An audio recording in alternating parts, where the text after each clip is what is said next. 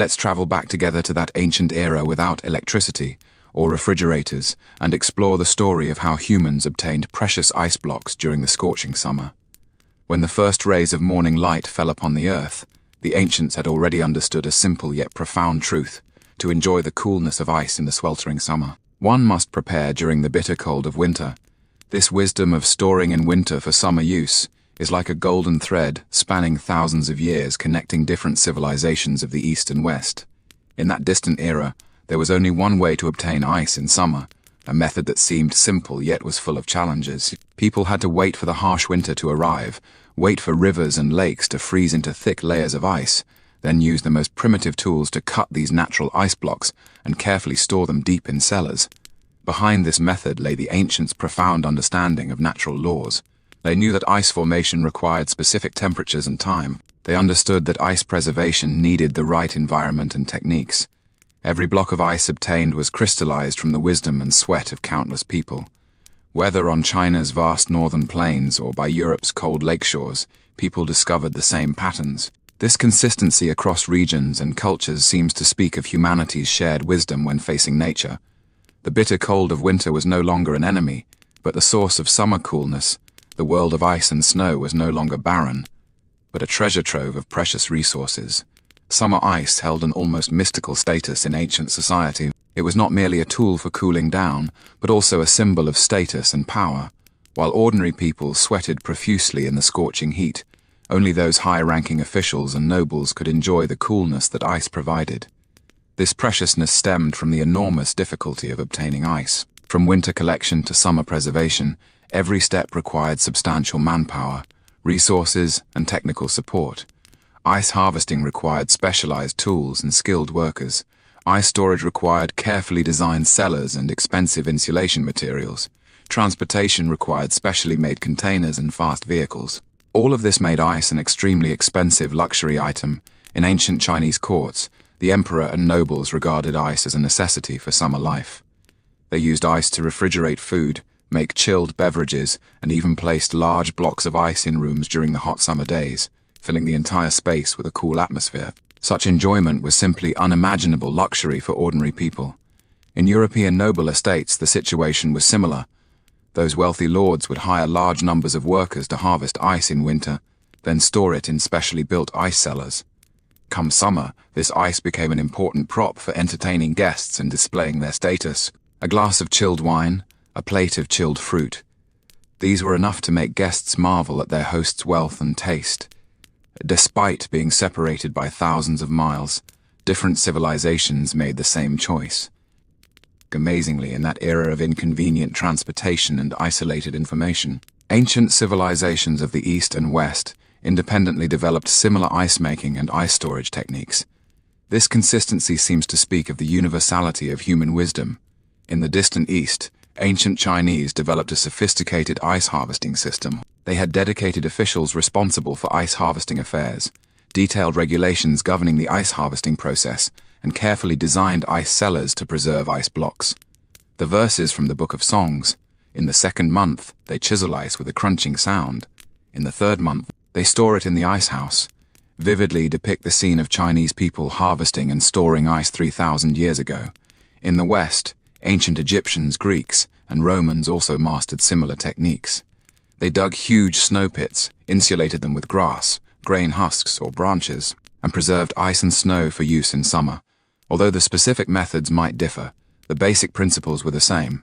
The spread and development of this technology was not through direct exchange and learning, but rather the crystallization of human wisdom when facing the same natural environment.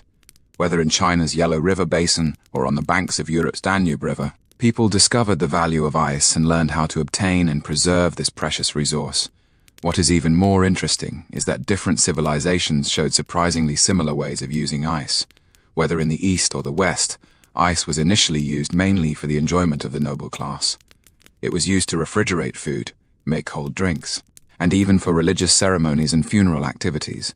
This consistency in usage patterns reflects humanity's shared pursuit of a comfortable life. Ancient ice-making and ice storage techniques, though limited by the technological level of the time, were full of brilliant sparks of wisdom. People used the simplest tools and the most basic materials to create astonishing results.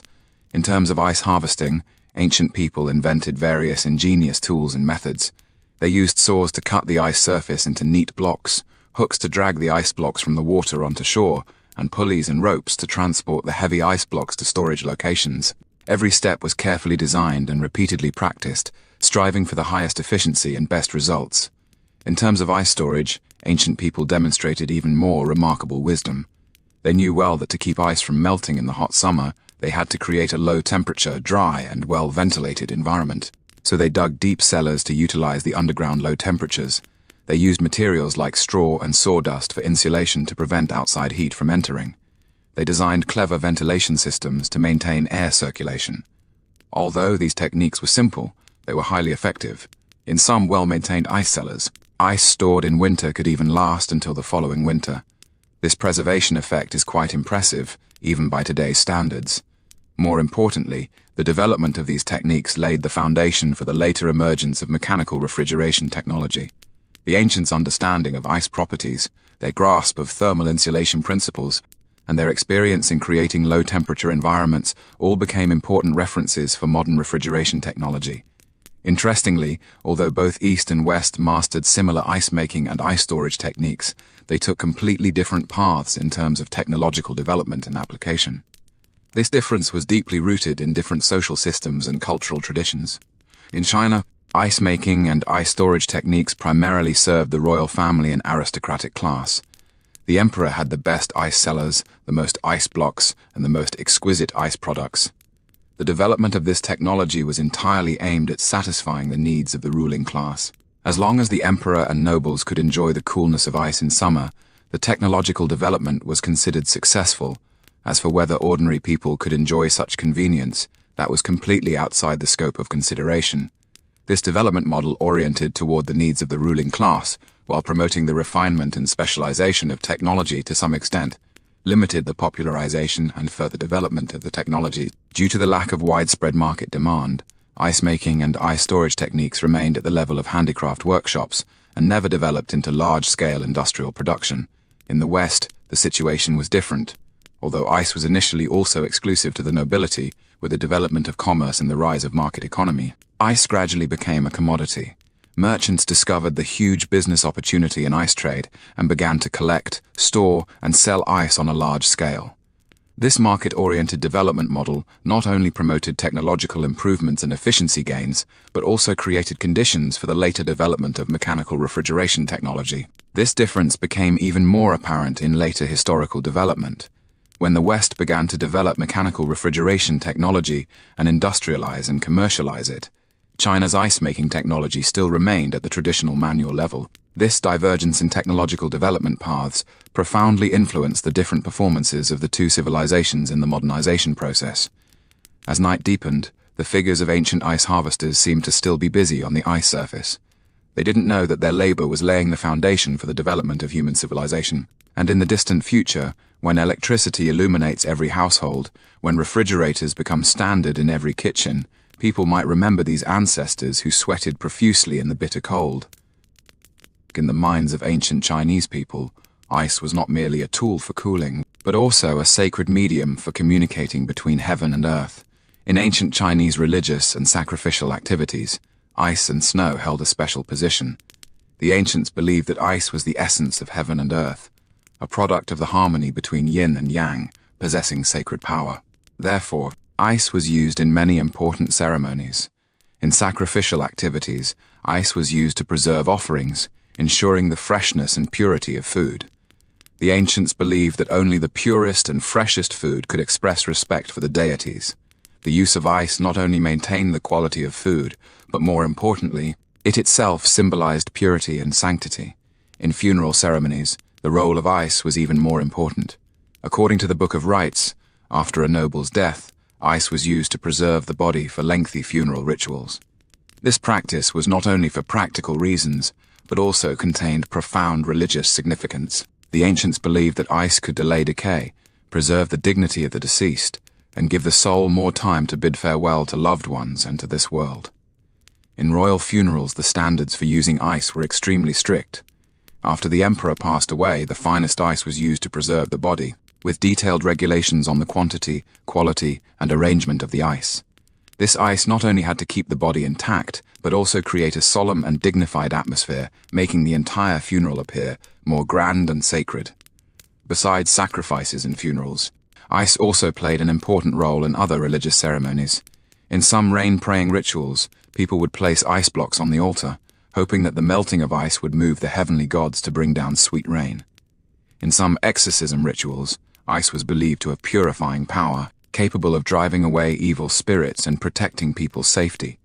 This religious understanding of ice deeply influenced ancient China's ice-making and ice storage techniques.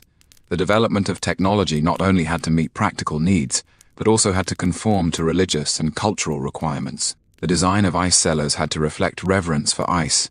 The ice harvesting process had to follow certain rituals, and the way ice was used had to comply with the norms of ritual propriety. Deep underground, ancient architects created magical worlds of ice and snow. Ancient Chinese ice cellars were a perfect combination of ancient architectural technology and refrigeration technology. These seemingly simple underground structures actually contained profound scientific principles and exquisite craftsmanship. The site selection for ice cellars was very particular. The ancients would choose locations with higher terrain, good drainage, and solid soil to build ice cellars. This could prevent groundwater seepage, avoid the collapse of the ice cellar, and ensure the safe storage of ice blocks. At the same time, the orientation of the ice cellar also had strict requirements, generally facing north to reduce direct sunlight and maintain low temperatures inside. The structural design of ice cellars was even more exquisite. The entire ice cellar was circular or square in shape, generally 3 to 5 meters deep. The cellar walls were built with blue bricks or stone blocks, with smooth and flat inner walls to reduce air circulation. Drainage ditches were laid at the bottom of the cellar to drain melted ice water.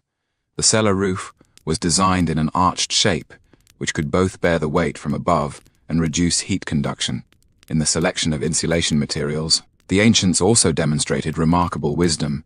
They used natural materials such as straw, wheat stalks, and sawdust as insulation layers. These materials not only provided excellent insulation, but were also widely available and inexpensive. There were also strict standards for arranging the ice blocks, requiring appropriate gaps between them to allow air circulation and prevent the blocks from sticking together.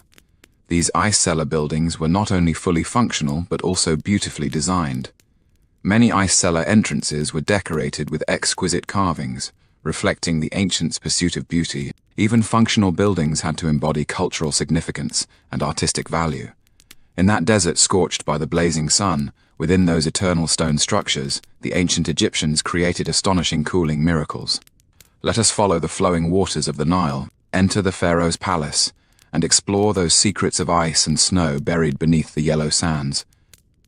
When the first rays of morning light pierced through the golden dunes of the Sahara Desert and shone upon the land of ancient Egypt, the temperature began its relentless climb. In this land blessed yet scorched by the sun god Ra, the ancient Egyptians' longing for coolness was stronger than that of any other people in the world.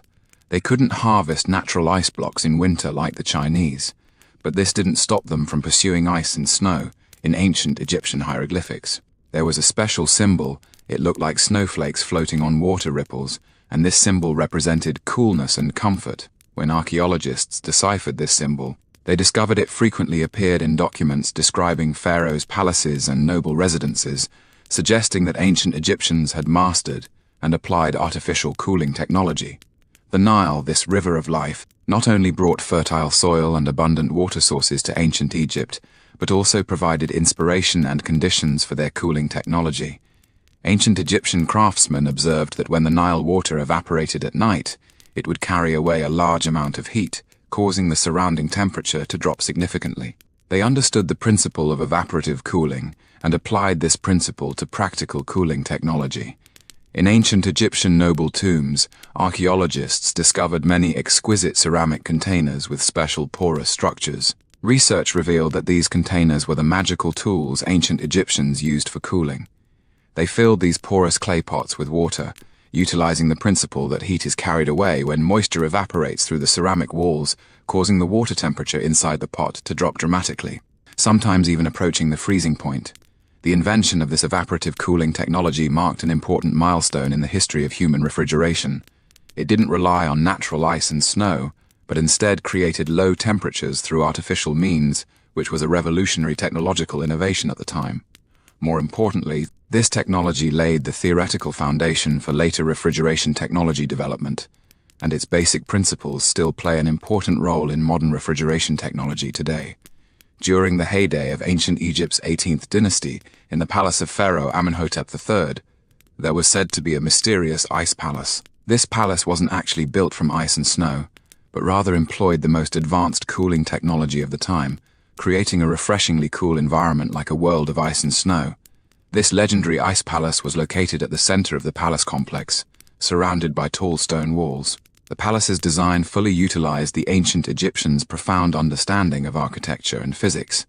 The entire building adopted a multi-layered structure, with the outermost layer being thick stone walls, the middle layer being an air gap, and the innermost layer being a carefully designed cooling system. The palace's cooling system was a complex and ingenious engineering feat.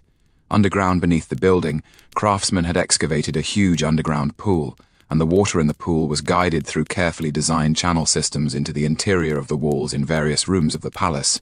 Inside these walls was a complex network of pipes, where water flowed slowly, continuously carrying away indoor heat through the principles of evaporation and heat exchange. What is even more astonishing is that this cooling system was also equipped with a wind-driven device. At the top of the palace, ingeniously designed sails and wind-guiding devices were installed, capable of capturing and directing the gentle breezes of the desert. These winds were channeled into underground pools, accelerating water evaporation and further enhancing the cooling effect. Meanwhile, the cooled air was delivered to various rooms of the palace through special passages, forming a complete air conditioning system. In the central hall of this ice palace, there was said to be a massive crystal chandelier. This chandelier was not merely decorative, but an important component of the cooling system. The chandelier was composed of hundreds of meticulously cut crystals that could refract and scatter sunlight, while also dissipating heat through radiation. Hidden inside the chandelier was a sophisticated water circulation system, with cold water flowing through the crystals, keeping the entire chandelier at a low temperature and making it the cooling center of the room. Although this legendary ice palace has not been fully excavated by archaeologists to this day, from some remaining architectural ruins and records in ancient documents, we can see that the ancient Egyptians indeed achieved quite a high level in cooling technology. These techniques not only demonstrated their wisdom and creativity, but also reflected the prosperity and glory of ancient Egyptian civilization. On the banks of that river of life, diligent craftsmen worked day and night, creating miracles of coolness. There were many workshops specializing in the manufacture of refrigeration equipment. These workshops were important bases for ancient Egyptian refrigeration technology, as well as centers for technological inheritance and innovation. Here, skilled craftsmen used their hands and wisdom to create exquisite and practical refrigeration devices.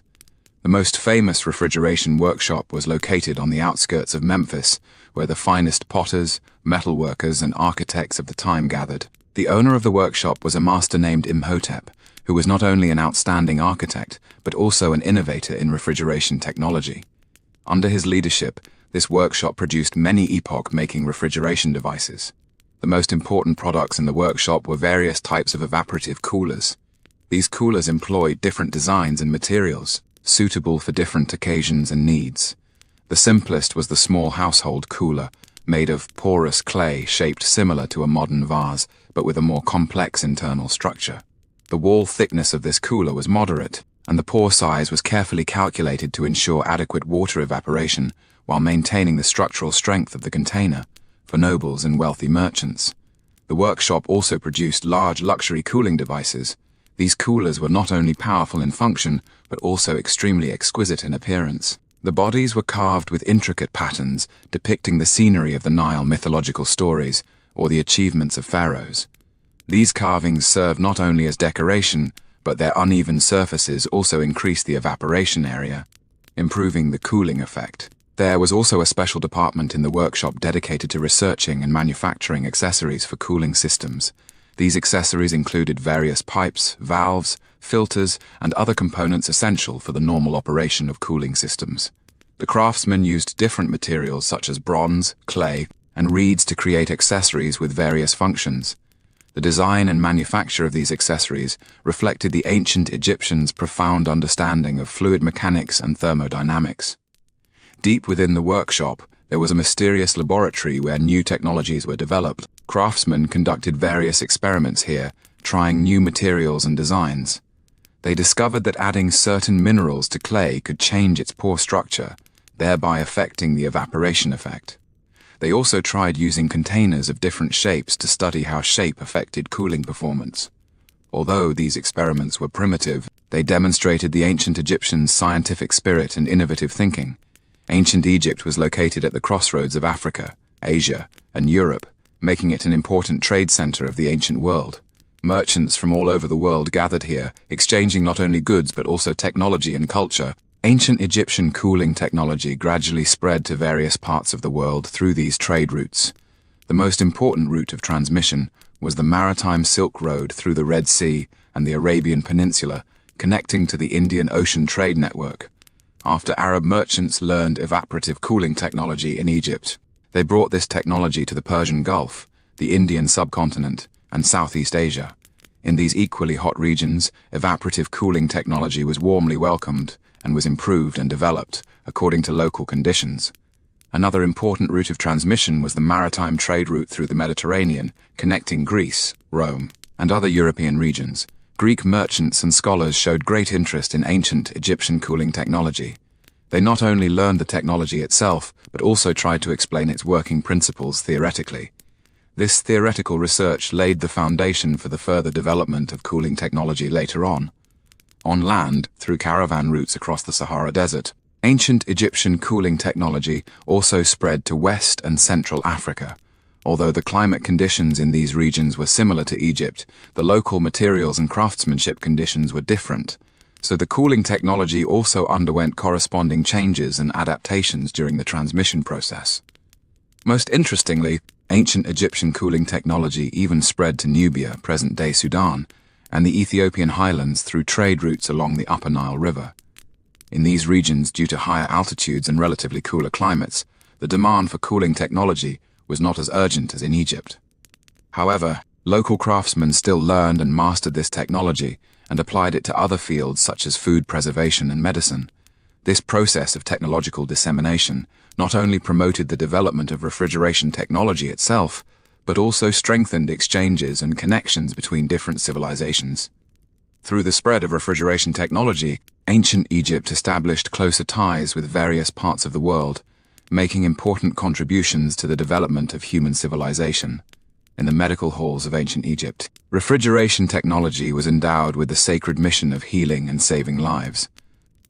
Ancient Egyptian medicine enjoyed a great reputation in the ancient world, and refrigeration technology played an important role in their medical practice. Ancient Egyptian doctors recognized early on that low temperatures were significant for treating certain diseases, so they widely applied refrigeration technology in medical practice.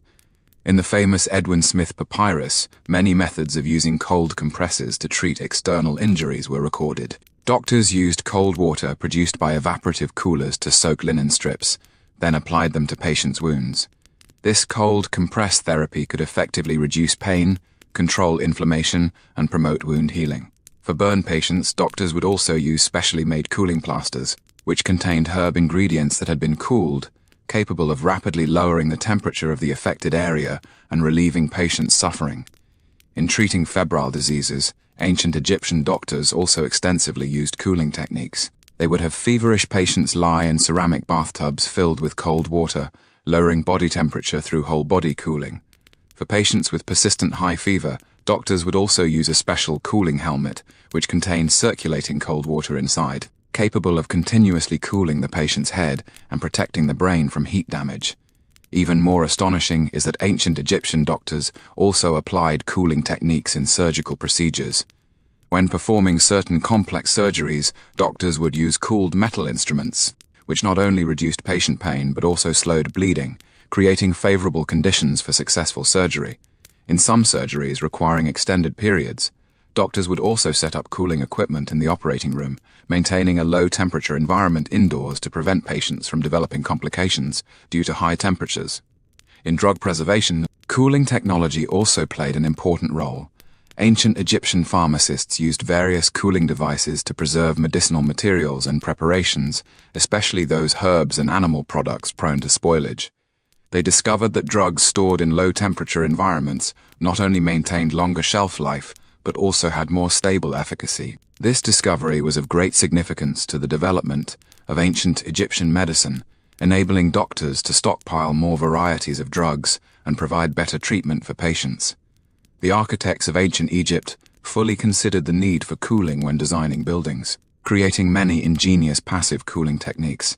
These techniques required no additional energy input, relying entirely on the interaction between the building structure itself and the natural environment to achieve cooling effects. The most typical example is the wind tower technology widely used in ancient Egyptian residences. These tall tower-like structures were usually built at a corner of the house, with hollow bodies and openings in multiple directions at the top. When wind blew past, the wind tower could capture wind from different directions and guide it into the interior of the house. Even more ingeniously, water basins or damp cloths were often placed inside the wind tower. So when air passed through, the evaporation of water carried away heat, significantly lowering the temperature of the air entering the house. In the construction of palaces and temples, ancient Egyptians also used a cooling system called malkaf. This was a more complex wind-powered cooling device, consisting of multiple interconnected wind towers and underground passages. The hot air from outside was first guided into underground passages, where it mixed with the cool underground air, reducing its temperature. Then this cooled air was sent to various rooms of the building through carefully designed passage systems. Ancient Egyptian architects also made full use of the thermal properties of building materials. They discovered that certain types of stone had excellent insulating properties, effectively blocking the transfer of external heat. Therefore, when constructing buildings that needed to maintain low temperatures, they would choose these special stones. At the same time, they would also set up air gaps within the walls, utilizing the low thermal conductivity of air to further improve insulation. In terms of roof design, the ancient Egyptians also demonstrated remarkable wisdom. They would set up shallow pools on the rooftops, using water evaporation to carry away the heat from the roof. These pools not only had cooling functions but could also collect rainwater, killing two birds with one stone. In some high-end buildings, the rooftop pools would also be connected to indoor cooling systems, forming a complete circulating cooling network. On that vast plain swept by monsoons, beside those ancient tributaries of the Ganges, a quiet scientific revolution was taking place on the Indian subcontinent in the 18th century. Let us follow those curious experimenters, step into those clay dishes under the moonlight, and witness the most elegant ice-making miracle in human history. When the first rays of morning light in the 18th century pierced through the mist over the Indian plains. In those seemingly ordinary villages, a revolution about ice was quietly underway. This was not a dramatic technological revolution, but rather a gentle and sustained exploration, like a scientist's focused work in a late-night laboratory, filled with curiosity and reverence for nature's mysteries. In a small village on the Ganges plain, a potter named Rajesh was conducting his nighttime experiments. Unlike his ancestors, Rajesh wasn't satisfied with merely making ordinary pottery. He had an intense curiosity about natural phenomena. He noticed that on certain special nights, thin layers of ice would form in the clay dishes left in his courtyard, and this phenomenon deeply fascinated him. Rajesh began systematically observing and recording this phenomenon. He discovered that this ice-making phenomenon usually occurred on dry winter nights, especially those clear, cloudless nights with gentle breezes. Even more interesting was that not all clay dishes could produce ice. Only those well-crafted dishes with thin, porous walls could successfully make ice. This discovery made Rajesh realize that successful ice-making was closely related to the material and structure of the clay dishes. Over countless moonlit nights, Rajesh, like a devoted scientist, repeatedly conducted his experiments. He tried different clay formulas, adjusted the thickness and porosity of the dishes, and observed the ice-making effects under different weather conditions. His courtyard was filled with all kinds of clay dishes, and under the moonlight, these dishes looked like mysterious experimental devices, quietly waiting for nature's magic. As the experiments progressed, Rajesh gradually mastered the patterns of ice-making. He discovered that the optimal time for making ice was between midnight and dawn, when temperatures were lowest and humidity was moderate, most favorable for ice formation. He also found that the placement of the clay pans was crucial. They needed to be positioned in open, well-ventilated areas, away from obstructions like buildings or trees. This meticulous observation of natural phenomena and systematic experimentation embodied the essence of ancient Indian scientific tradition. Unlike Western experimental science, Indian scientific exploration emphasized harmonious coexistence with nature, stressing the understanding of natural laws through patient observation and practice. Though Rajesh's experiments were simple, they contained profound scientific wisdom. The ice-making phenomenon on the Indian plains is actually a complex and exquisite physical process. When night falls and temperatures begin to drop, the water in the clay pans embarks on its magical transformation journey. This process involves the interaction of multiple physical phenomena, with each step being crucial. First is the radiative cooling phenomenon. On clear nights, the ground and objects radiate heat toward the sky, and this radiation becomes very intense without cloud cover to block it. As a relatively small object, the clay pan has a large surface area to volume ratio, making the radiative cooling effect particularly pronounced. As the pan's temperature drops, the water inside cools down accordingly. Next is the evaporative cooling process. Even at lower temperatures, water still evaporates, just at a relatively slower rate. When water molecules escape from the liquid surface, they carry away a large amount of heat. This is the basic principle of evaporative cooling. The porous structure of the clay plate plays a key role in this process, not only increasing the contact area between water and air, but also providing more channels for water evaporation. The choice of clay plate material is also crucial. Clay plates most suitable for ice making are usually made from special clay containing appropriate amounts of sand and organic matter, which forms a microporous structure after firing. This structure ensures both the strength of the clay plate and provides good breathability and thermal conductivity. The thickness of the clay plate also needs to be precisely controlled. Too thick affects heat conduction, too thin makes it prone to cracking. Environmental conditions are equally important for ice making effectiveness. Dry air facilitates water evaporation, while moderate wind speed can carry away the evaporated water vapor, preventing it from forming a saturated humid environment around the clay plate. Temperature changes also need to be moderate. If cooling is too fast, it may cause the clay plate to crack. If cooling is too slow, it may fail to reach the critical temperature for freezing. What is even more astonishing is that Indian craftsmen also discovered some techniques to improve ice-making efficiency. They would lay a layer of dry grass or straw at the bottom of the clay pans. These materials not only insulated against ground heat, but also absorbed excess moisture, keeping the environment around the clay pans dry.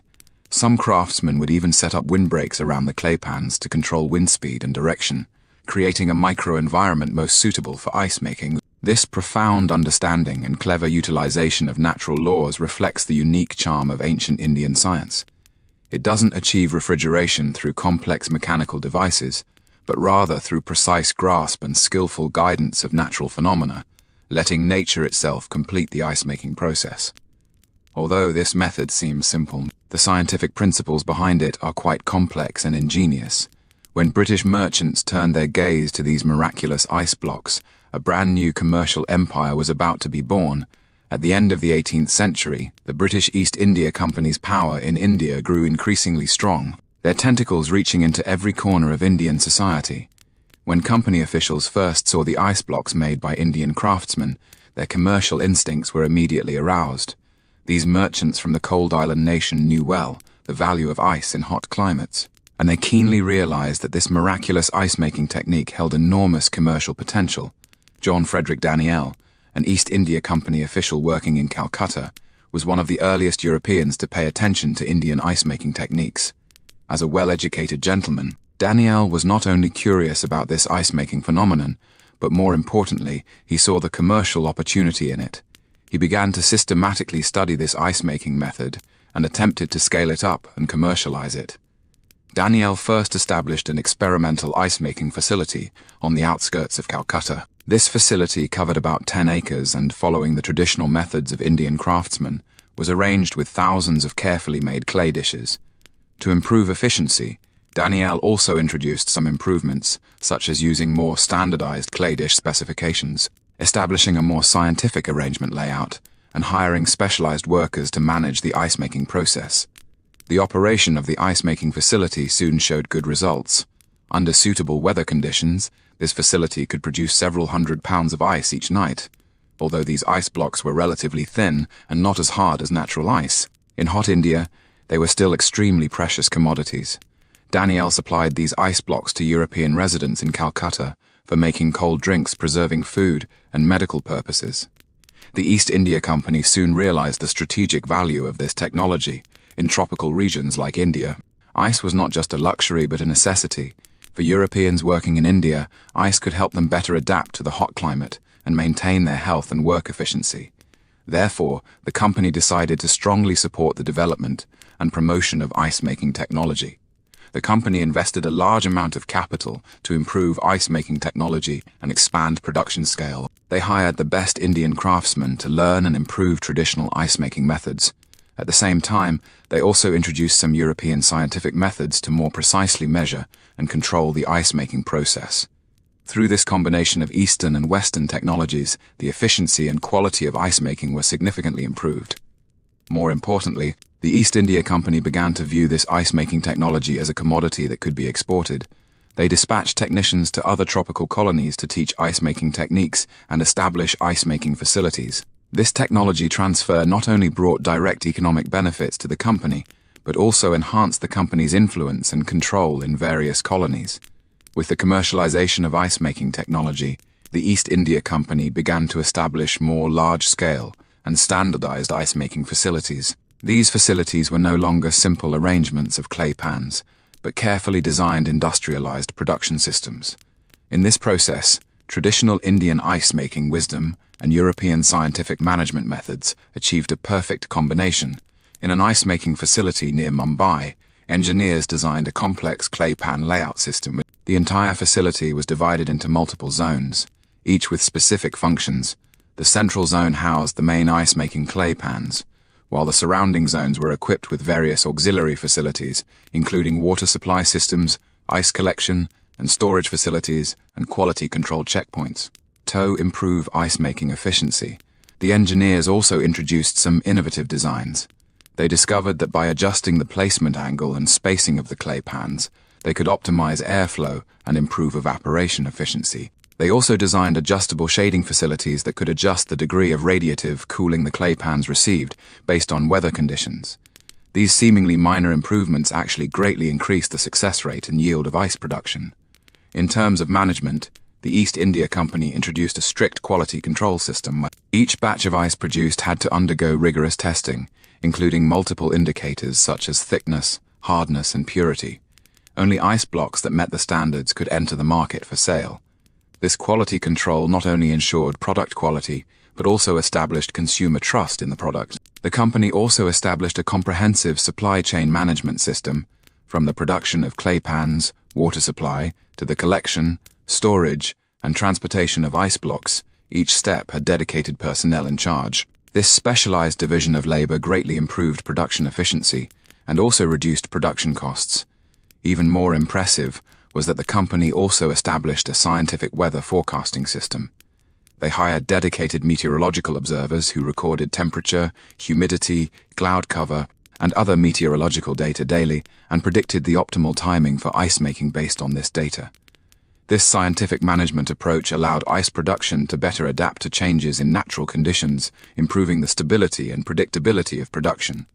In terms of sales, the company also adopted innovative marketing strategies. They not only sold ice to European residents, but also actively developed the local Indian market. By promoting the medical and health benefits of ice, they successfully transformed ice from a luxury item into an everyday consumer product. The success of this market strategy laid the foundation for the later globalization of the ice trade. India's ice-making technology quickly spread to other colonies of the British Empire. Similar ice-making facilities were established in Burma, Malaya, Ceylon, now Sri Lanka, and other places. In each new location, the technology was adjusted and improved according to local climate conditions and material resources. In Burma, local craftsmen discovered that clay dishes made from the region's distinctive red soil produced better ice-making results. This red soil contains higher iron oxide content and has unique thermal properties that enable more effective radiative cooling. By using this special clay, Burma's ice production was about 20% higher than other regions. In Malaya, due to the high local humidity, traditional evaporative cooling was not effective enough. Local technicians innovatively introduced dehumidification devices, placing moisture-absorbing materials around the clay dishes to reduce environmental humidity and improve ice-making efficiency. This technical improvement was later promoted to other high-humidity regions and became an important component of ice-making technology. What is more interesting is that this technology also spread to some non-British colonial regions. France's colonies in Indochina and the Netherlands' colonies in the East Indies all began experimenting with this ice-making technology. Although technicians from various countries kept the specific operational methods secret, the basic principles and methods still gained widespread dissemination. During the process of technological spread, some interesting cultural exchange phenomena also emerged. India's ice-making technology was not merely a production technique, it also carried profound cultural connotations. In traditional Indian culture, ice was regarded as a symbol of purity and sacredness, and the ice-making process was also imbued with a certain ritualistic significance. When this technology spread to other regions, these cultural connotations spread along with it, enriching the local cultural life. European scientists also showed strong interest in this technology. The Royal Society of Britain specifically organized a research group to conduct in-depth studies on the scientific principles of Indian ice-making technology. They published multiple academic papers, analyzing in detail the physical mechanisms of evaporative cooling and radiative cooling. These studies not only advanced the development of refrigeration science, but also laid the theoretical foundation for the later invention of mechanical refrigeration technology. On that cold winter dusk, when the lingering glow of the setting sun fell upon the frozen lake surface, an idea that would change the world quietly came into being. On a winter evening in 1805, by Walden Pond in Massachusetts, 22-year-old Frederick Tudor stood at the frozen lakeside, gazing at the crystal-clear ice beneath his feet. As the sun set in the west, the sky took on a pale purple halo, distant mountains appeared ink blue, and the nearby water was mirror-like. In this tranquil and beautiful moment, a seemingly crazy yet poetic idea sprouted in his heart. Why not ship these beautiful blocks of ice to the sweltering tropical regions? Tudor was not born into poverty. His father, William Tudor, was a successful lawyer in Boston, and the family was well off. But young Frederick possessed an extraordinary business instinct and adventurous spirit. He had heard legends of ice-making techniques in India and learned how precious a commodity ice was in the hot Caribbean region. Standing before this endless natural ice vault, a nearly poetic business inspiration surged within him. That night Tudor wrote in his diary, "Today I stood by the lake, saw the ice surface like a mirror, and a strange idea suddenly arose in my heart. Such a gift from heaven, why not carry it on a distant voyage to hot lands? If successful, it will surely create an unprecedented commercial miracle." Though simple, these words recorded the moment a business empire was born. Tudor's idea did seem crazy at the time. In the early 19th century, long-distance ice transportation faced enormous technical challenges. There was no modern insulation technology, no fast transportation, and certainly no sophisticated cold chain system. Most people believed that ice would inevitably melt completely during long-distance transport, and such a business plan was doomed to fail. But Tudor had a different perspective. He carefully studied the maritime technology and insulation materials of the time, discovering that while the challenges were immense, it wasn't entirely impossible. The key was finding the right insulation methods and shipping routes. He began developing detailed plans covering every aspect: cutting, packaging, transporting, and selling the ice. More importantly, Tudor possessed a poet's commercial imagination. He didn't merely see ice as a commodity, but as a cultural symbol and representation of a lifestyle. Ice could not only bring coolness to people in tropical regions, but also deliver an entirely new life experience. This cultural perspective that transcended pure commercial considerations laid an important foundation for his later success. In February 1806, after months of meticulous preparation, Tudor's first ice voyage finally set sail. It was a journey full of poetry yet destined to be arduous.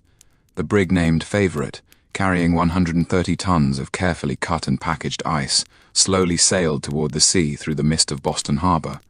The ice blocks on the ship came from freshwater lakes in Massachusetts, each one carefully selected. Tudor and his workers chose the purest, hardest ice blocks, cut them into standard rectangles, then carefully packed them with sawdust and straw.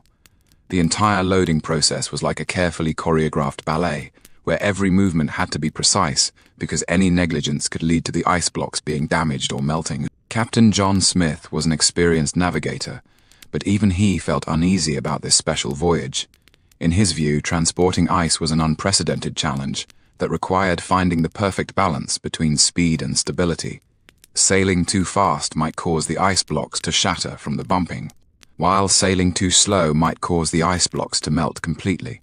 The destination of the voyage was Martinique, a French colony in the Caribbean known for its hot climate and thriving sugar industry. Tudor chose this as his first target market, not only because there was potential demand for ice locally, but also because Martinique was an important trading center in the Caribbean region, and successfully opening this market would lay the foundation for further expansion. The voyage was filled with poetic beauty. On nights when the moonlight was bright, the ship slowly sailed across the Atlantic, and the ice blocks in the hold sparkled under the moonlight. Like a treasure trove carrying stars, the sea breeze gently caressed, the sail shadows swayed, and the entire scene was filled with romantic colors. Tudor often stood on the deck, gazing at the distant horizon, his heart full of longing for the future. However, reality soon dealt Tudor a heavy blow. When the favorite arrived at Martinique after 2 weeks of sailing, most of the ice blocks in the hold had already melted. Even worse, the locals had absolutely no interest in these ice blocks from the distant north. They had never seen ice, didn't know how to use it, and couldn't understand why they should pay for this frozen water. Tudor stayed on Martinique for several weeks, desperately trying to sell his ice to the locals. He offered free iced drinks in bars, promoted the medical uses of ice in hospitals, and even performed ice carving shows on the streets. But these efforts yielded little result, and most of the ice eventually melted, leaving Tudor with almost nothing. This failed experience dealt Tudor a huge blow, but it also gave him valuable experience. He realized that having a good product alone wasn't enough. He also needed to cultivate the market and educate consumers. More importantly, he needed to establish a complete cold chain system, including all aspects of transportation, storage, and sales. After returning to Boston, Tudor did not give up on his dream. On the contrary, this failure ignited an even greater fighting spirit in him. He began to study all aspects of the ice trade more systematically, including insulation technology, shipping routes, market development, and more. He firmly believed that with the right methods, the ice trade could definitely succeed. After learning from his first failure, Tudor began to build his ice empire more scientifically and systematically. He knew well that to succeed in this entirely new industry, he had to achieve the highest standards in technology, management, market development, and all other aspects. First, Tudor set about improving ice cutting and preservation techniques. He hired the best craftsmen and designed specialized ice cutting tools. These tools could cut the ice layer on the lake surface into standard rectangular blocks, each weighing about 100 pounds, making them easy to carry and stack. The cutting process usually took place late at night, when the ice layer was hardest and the quality of the cut ice blocks was best. In terms of preservation technology, Tudor conducted numerous experiments. He tried various insulation materials, including sawdust, straw, wool, cotton, and others, eventually discovering that sawdust was the most ideal insulation material. Sawdust not only had excellent insulation properties, but was also cheap and easy to obtain.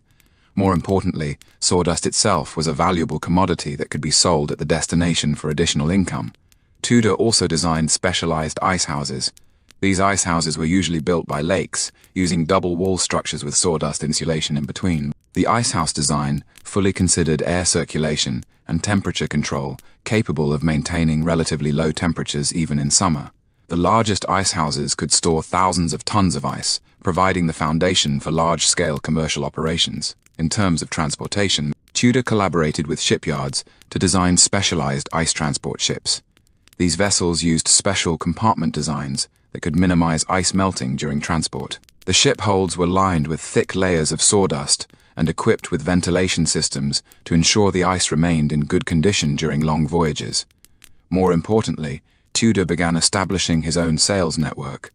He stationed agents in various target markets, responsible for local market development and sales. These agents not only had to sell ice, but also educate local consumers on how to use ice, cultivating market demand. Tudor's business model was also constantly improving. He didn't just sell ice itself, but also provided related equipment and services.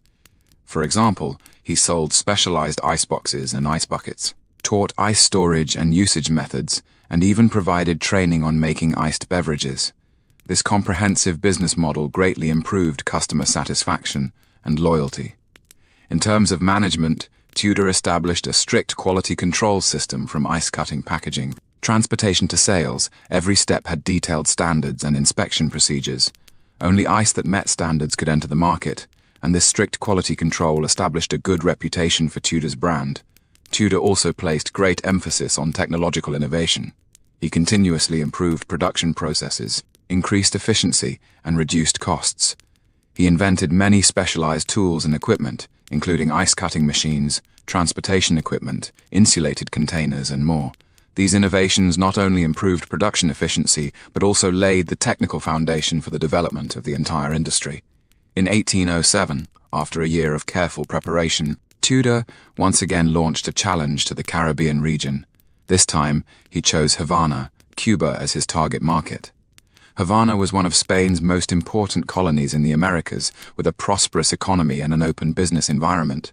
More importantly, there was a large population of European immigrants here who had a better understanding of the value of ice. This voyage adopted a completely new transportation plan.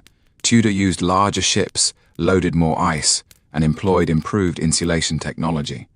The cargo hold was divided into multiple independent compartments, each with its own insulation system. Even if one compartment had problems, it wouldn't affect the ice in other compartments. More importantly, Tudor adopted a completely new marketing strategy this time. Before the ship arrived in Havana, he had already sent agents ahead to conduct market promotion. The agents placed advertisements in local newspapers, promoted in hotels and restaurants, and even organized special tasting events. By the time the ice arrived, there were already many potential customers waiting. This voyage was a huge success.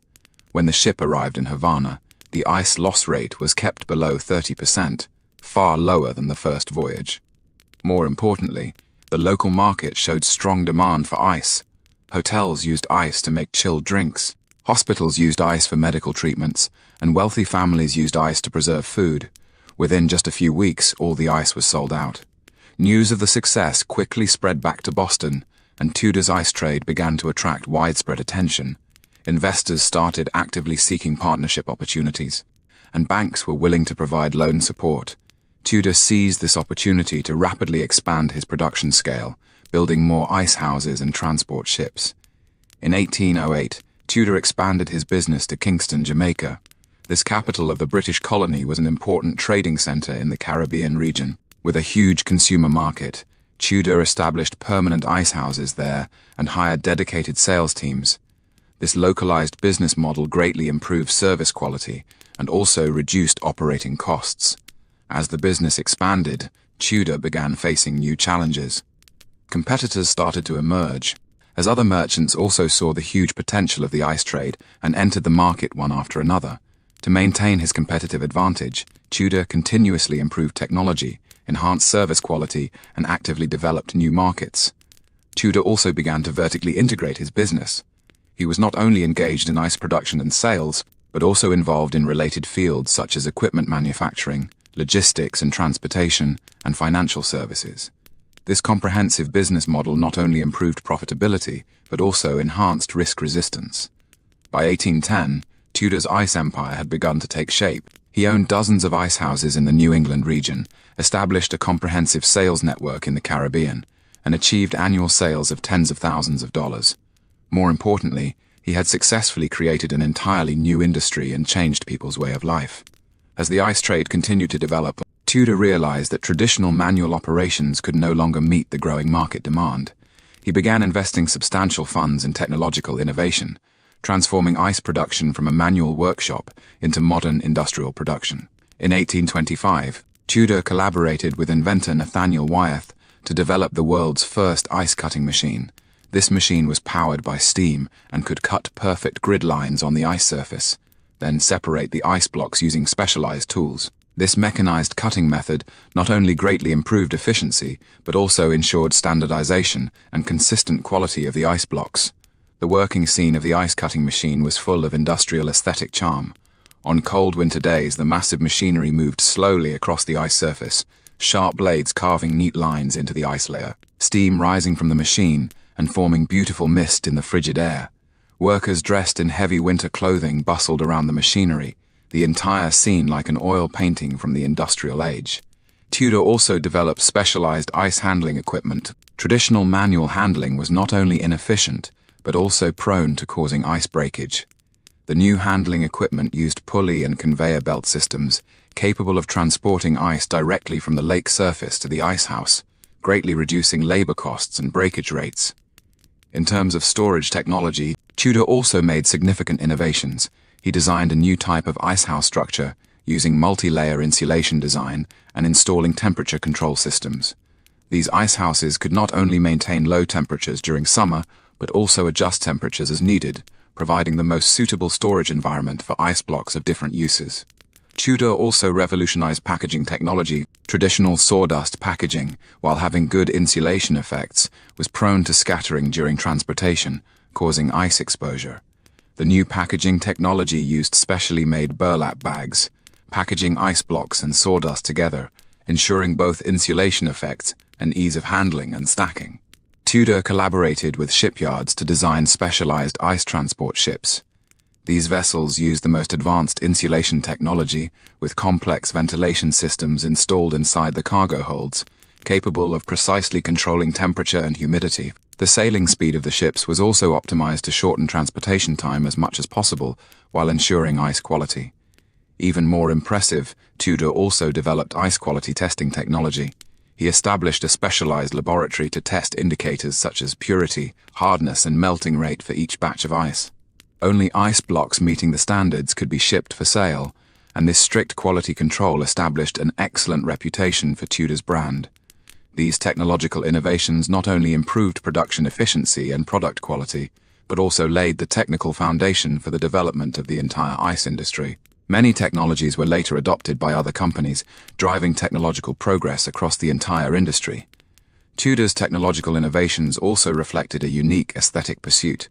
He not only focused on the practicality of technology, but also paid attention to its aesthetics. His factories and equipment were all carefully designed, both practical and beautiful, embodying the concept of combining technology and art in the industrial age. When the first ice-making machine gently hummed to life in the factory, its sound was like a lullaby, heralding the arrival of a new era. In 1851, in Apalachicola, Florida, a doctor named John Gorrie was adjusting a peculiar machine in his clinic. This machine could produce real ice blocks in the scorching summer days, without relying on distant New England lakes, without long sea voyages. When the machine ran, it emitted a soft humming sound, as if singing a lullaby of the industrial age. Dr. Gorrie's invention was no accident. As a doctor working in tropical regions, he knew well the importance of ice for medical treatment and health. When treating yellow fever patients, ice could effectively lower patients' body temperature and save lives.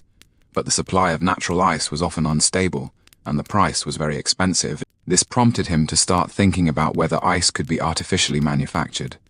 Gorrie's ice-making machine utilized the principle of compressed air refrigeration.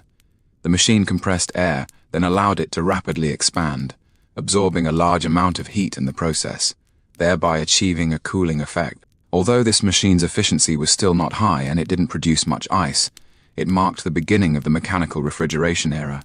When the news reached Boston, the elderly Frederick Tudor was sitting in his office, gazing at the distant lake through the window. This founder of the ice empire was already in his 60s, with graying hair, but his eyes remained sharp. When he heard the news of mechanical ice making, complex emotions welled up in his heart. As a shrewd businessman, he recognized the potential threat of this technology. But as an old man who had witnessed technological progress, he also felt admiration for human creativity. Tudor didn't ignore the threat of this emerging technology.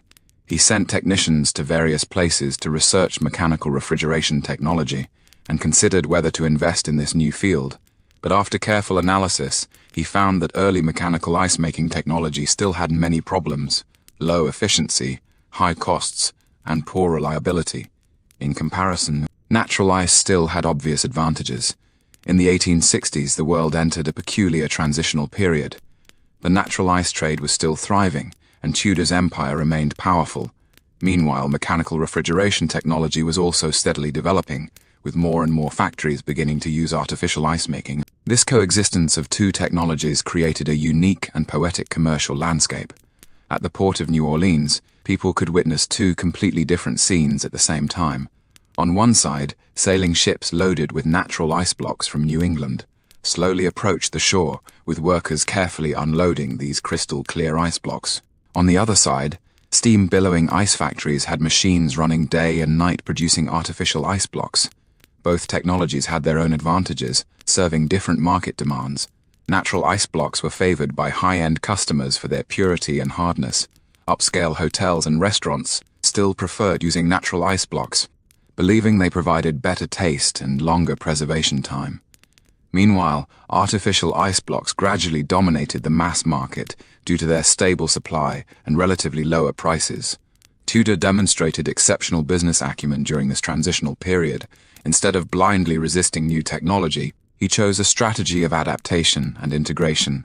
He began investing in ice-making factories in some key markets, while continuing to maintain the high-end market position of natural ice blocks. This dual-track business strategy helped his enterprise maintain competitiveness amid technological change. In Calcutta, India, Tudor established his first overseas ice-making factory. This factory employed the most advanced refrigeration technology, capable of providing a stable year-round supply of ice blocks. But interestingly, Tudor still maintained the business of importing natural ice blocks from New England, specifically supplying those high-end customers who pursued quality. This coexistence of old and new technologies created many heartwarming stories. In a time-honored ice cream shop in Boston, the owner insisted on using natural ice to make ice cream, believing that only this way could preserve the traditional taste. Meanwhile, on the same street, a newly opened ice cream factory used the latest mechanical ice-making equipment, capable of mass-producing ice cream to supply ordinary people. Although mechanical refrigeration technology continued to develop, the natural ice trade didn't disappear immediately. On the contrary, during the first few decades of the 20th century, it experienced its final glory. The natural ice trade of this period was like the last golden glow of a setting sun, beautiful and unforgettable. During World War I, the demand for ice increased dramatically. The military needed large quantities of ice to preserve food and medicine. Hospitals needed ice to treat the wounded, and civilians also needed ice to improve their living conditions. Although mechanical ice-making technology had become quite mature, natural ice was still favored for its excellent quality and relatively low cost. Tudor's successors seized this opportunity and vigorously expanded the production and sales of natural ice. They built more ice houses in the New England region, improved cutting and transportation techniques, and pushed the natural ice trade to new heights. In 1918, over 3 million tons of natural ice were exported from Massachusetts alone, setting a historical record. The ice-cutting scenes from this period were full of industrial aesthetic charm. On cold winter days, hundreds of workers labored on frozen lake surfaces as massive steam-powered cutting machines slowly moved across the ice, carving out perfect blocks. Workers dressed in heavy winter clothing bustled about amid swirling mist, the whole scene looking like an impressionist painting. But this glory was destined to be short-lived. With the spread of electricity and advances in refrigeration technology, household electric refrigerators began appearing in ordinary homes. In the 1920s, America started mass-producing household refrigerators, with prices gradually dropping to levels ordinary families could afford. This convenient household appliance completely changed people's demand patterns for ice. Facing this change, the natural ice trade began its final struggle. Some companies tried positioning natural ice as a high-end luxury item, emphasizing its natural and pure qualities. Others attempted to cut costs to compete with mechanical ice making on price. But these in 1930, a symbolic moment arrived. The Tudor Company's last ice ship, the New England, set sail from Boston Harbor heading for the Caribbean region. This was the last large-scale commercial voyage in the history of the natural ice trade. The ship was loaded with carefully cut ice blocks, just like Tudor's first voyage a century before. But this time, the captain and crew all knew this might be their last voyage of this kind. With the spread of electric refrigerators and the maturation of mechanical refrigeration technology, market demand for natural ice was shrinking rapidly. When the New England slowly departed from the port, many people gathered on the dock. Some were veteran employees of the company who had witnessed the rise and fall of the natural ice trade. Some were local residents whose lives were closely connected to this industry, and some were historians, and journalists who wanted to document this historic moment. After the ship disappeared over the horizon, people lingered for a long time, reluctant to leave. They knew that with the departure of this ship, an era was coming to an end. The era that relied on natural ice to connect the world, the era full of adventurous spirit and commercial legends, was quietly drawing to a close.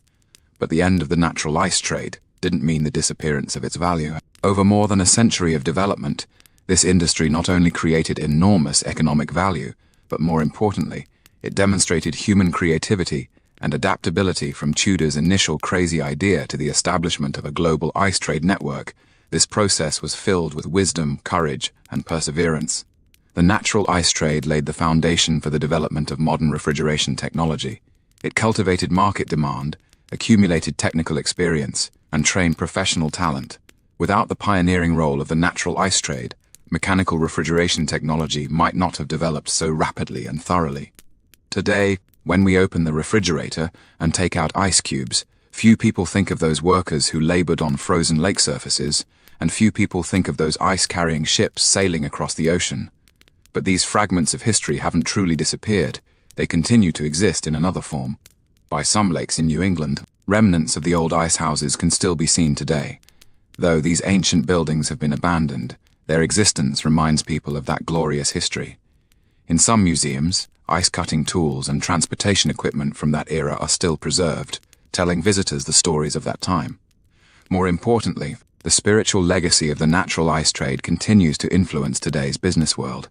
Tudor's innovative spirit, global vision, quality consciousness, and customer service philosophy have all become important components of modern business. Many successful entrepreneurs draw inspiration from Tudor's story, learning how to create value in a changing world.